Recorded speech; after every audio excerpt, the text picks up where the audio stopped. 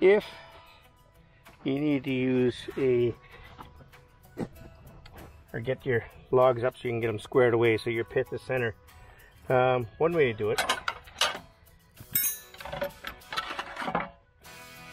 is a simple carjack and a piece of C-channel.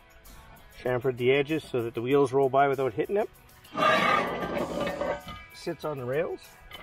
Those are nice and pretty. It's a small one, you can just get away with turning the thing. If it's too big, you use both pieces.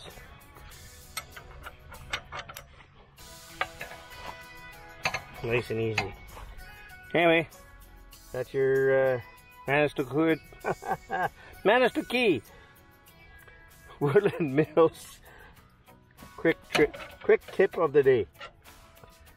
Holy, try that again.